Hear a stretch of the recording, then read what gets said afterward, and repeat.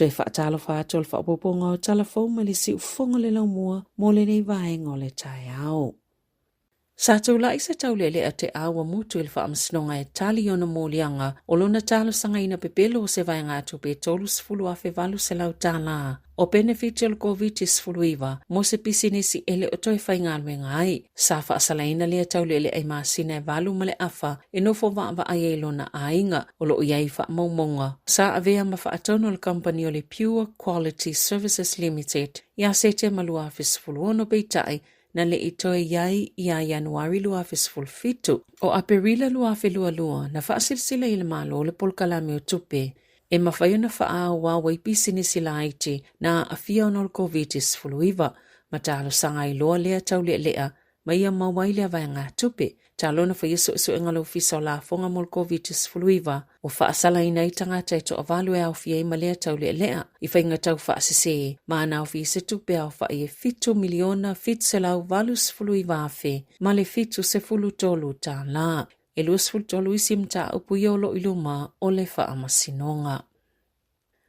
Na ta wale le to New Zealand o ainga ia na mua lato fale i se afi maangele o kilane walaki lava le Sāmoa i le whaalawilave. E tu sai mastalu tonu ngal vaenga tinei mo ma whaalawilava whaafosei e whaani ainga uleini fale ina ua mu uma i Coronation Road. Betu sa ole tolu le vavea ana nafi na whaali e Chris Dalfos o le Fens. E leini paipa ie whaapasi ele vai mai le tawalunga le fale pe aie se mo. Po o Springless mai lea i fo ini whaamauninga sa ieini whaailo asu i fale ale lotu. Lea whaamautu ai ainga umo umieina se feso o swani. Sa whailo le atu ngalu le Fens i le to tele o tangata o loono no fwai. Pe o na lipo tiele le to New Zealand. Mai pe o ni fale ta avale. Aile o ni fale no no fwai tangata. E fōringa mai se whaafitau li tau elitise. Sa mafuele whaalavlave pe o na ta o e Dalfos.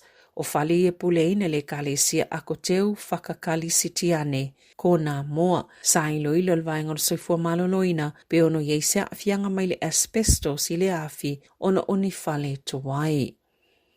O whailoele ta ita i o le itua ngai, suinga fōtu langa tofi o lana vaenga wha upwhai. E au fia i matawha i o ia whaipule ta ita si o lea wha atinoina. E eni se o whaipule sinia ua se e itua o lantou tū langa. O Chris Hipkins o le ta itai, ai avea maso upo mo au onanga wha amen star, saonga le mo malipui ngo le atunu o. Carmel Sepoloni o le sui ta itai, matanga albenga o le atina enga o anga whaso itai, tangata Pasifika, mata au pui au kilani, malwha ititingo ta maiti maatitiva. Grant Robertson ile numero tolu e na whamatupe whaapea ta alonga tutuu. Dr. Megan Woods ile numero 4 mo le suinga le tau, malo si anga, mapuna oa. Lona lima Willie Jackson. Atina enga o Maori whaasala mga alwenga.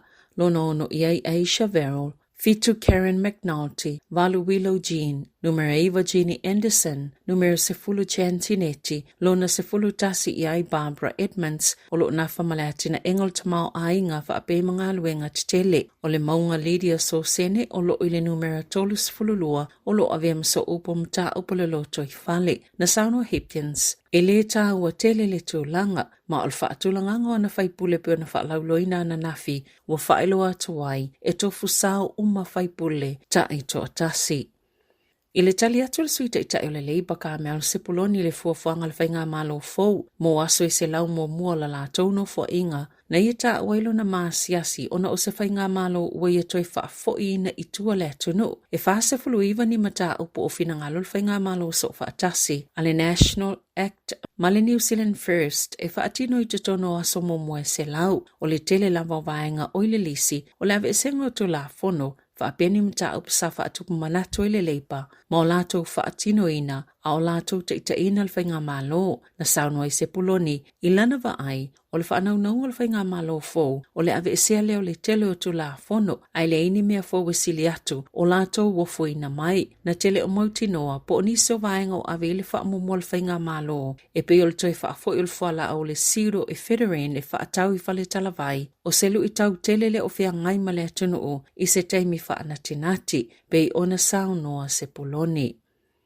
E walu te simaleono pasene le ese esenga o totongi o tamaita I mali I olo o yei le taiminei, e tu sema wha amaumaunga le ofisa o whainumera wha amaumawina New Zealand, e tolu se lau tolu sifulu tolu waso, olo o tele ina totongi ai se tamaita I New Zealand, wha atustusa I le tolu se lau wono se fulu lima waso, olo o totongi ai le I tau pāwa lii, e se fulu lima te simalilua pasene, le ese esenga o totongi o tamaita I Pasifika, mai le I tau pāwa lii, a se fulu wha te simalilua pasene, mo tamaita I Maori, maolo o whailua mai ai, talo mai le amatanga o Novema, sa whai ngāluenga fuai le I tau pāo tamaita I Maori in Pasifika, e o atu lava le whai unga le tau sanga, sa wha solo lava ona pa ule pasene, pe whai titia le vāo tutongi o tamaita I Malii, mai le iwa te simale lua pasene sa iai, ua pa u I le valu te simale ono pasene I le tau sanga nei. Na whaalia le te I whono le whaalapatupatonga le Women Global, Teresa Cartong, e te taule whai ngā mālong fō o na tāu maulo lātou whaatutusa o totongi o tamaitai, ma ia whaia ni ta ia lai whailoa manino ai, ni fōwhanga o le a whaia pe o Australia ma Beretania, na tā wale min stafo mo tinama tamaitai, Nicola Creek, le a vea mamata upu au tū, e a ngā iela na whaamua I le nei baia inga.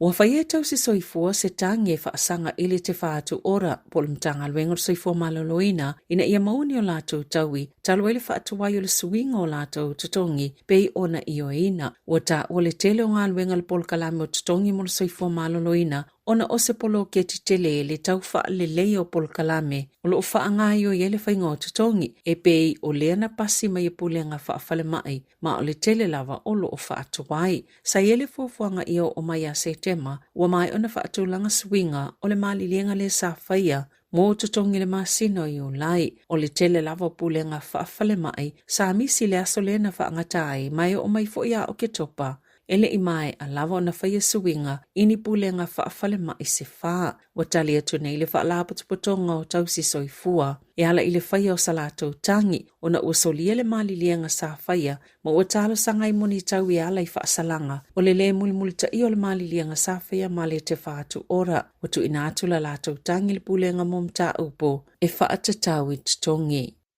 Ua whaamutaina le kampania le Unity Software le sootanga mal kampani Wellington o le Weta Digital ma ua vae ai mga luenga I lua se la wono se fulu lima e amata whaamaluina le whaamalolonga o ia ngā luenga mai le aso se fulu te sema e le o mauti noa. Pe fiene ngā luenga I New Zealand o le a fiai o le lua whelua tasi na whaatawai le Unity Software I San Francisco. Le Weta Digital e au fiaia na insinia o mea whainga luenga mali teknolosi I se tau e tasi tesima leono lua 5 biliona tala Amerika po le lua tesima leono 4 biliona tala New Zealand o le tu whaatsinga o tino I tupe ma mea to tino. O le Weta Digital na whaatuine Sir Peter Jackson o Wellington le na whaavaina le atiti whanga whaasolo o le Lord of the Rings. O le whaanaunanga le Weta ia mawhaiana toi whaafai luenga le to telo lau whai luenga ai o le aia I lava ni nai luenga le mawhaiana toi whaawa wina. I le whainga fōu o le aia I le company. Wofoi nā tu le lango o le Unity Software. Ma le Weta FX ia I lātou uma ua a fielea swinga a mai se oe o le awaya ngā luenga a o le ia o le keresimasi. Wa I se fōwhanga le company e tāpuni ai o lātou offices Fulmalfai, Berlin ma Singapore. Ai whaititi ai ofisolo I San Francisco ma Washington. Wa fasilingia ni se usui le pule nganu o Wellington pe te tau na whaawau pe ona tau ave le pule nuu tori whanau lona tofinga. Ina ua mai ona ia tau tino lona whaafita auli o le awa malosi peitai o lo iai fo inisi o lo whaaleo lo la tau lango. Ile tama itai pule nuu. Sa iei se mata apuna tula I mai te tono se pai Wellington el masina nei. Masata ue whanau lona maasiasi ina ue loane sa pu e se tasi lonata. Masa ia ta pai se fsosani lona whaafita auli. O ana na fina ia whailoi le leitio New Zealand. E te o tele lava tangata sa whaao o atu lo lato lango ia te ia. Talo na ilo whaafita auli o a afiai. Aena sauno Nicola Young. Ua te tau na whaamawai le pule nu. Pe o na ia whaalia. e te tau na awele wha mua whanau I wha awhita hauli o loo a awhielo na soifua maloloina. Ma lātou te mo miena se pule nu e ave atoa le se lau pasene o lana wha mua ile a ai ma ua ialangona e te tau na wha ase e tua ngalu le pule nuu o na olo popole tangata ile lumana I o Wellingtone. Mai tā watu Wellingtone I lo se tangata I to tasi pei o na wha alia e lea sui o le pule nganu o Wellingtone. E ei se whale I papatoitoi o kilani o lea amata I le tā lalo na tau I se whaatau tui. Ma ua tā ua le tangata I ona le whale, sā no foi mo le silia ma le fast full tau sanga, ai ua sāoni e whaatau watu. Na whaalia le tangata ma le kampania le Ray White, o lo o ia lisi ina le whale molo na whaatau ina atu. Ele o mawhaiuna toi no foi si tangata, ma ua pūpū le fola, toi le anga le kāpeta, ma o le a filifili le māketi le tau o le whale, o le asoli ma o te se mai whai le whaatau tui. Ma o le whale tolo na potu moe ma le whale tā e le tasi, o se fua whaatatau iai a le Ray White, pea ma le tasi tesi ma le tolu tasi miliona tā la le tau le whale, anga I atu I le tasi tesi ma le ono wha miliona tā la.